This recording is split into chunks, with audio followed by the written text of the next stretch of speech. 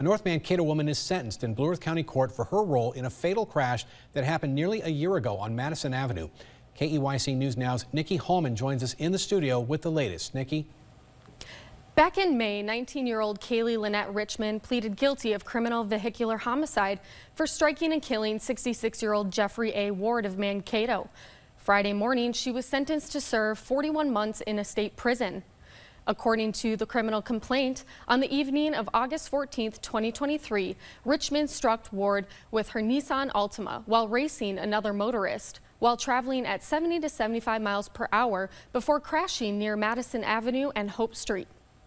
Richmond stayed on the scene and admitted to officers that she was racing another vehicle when she struck Ward, according to the complaint.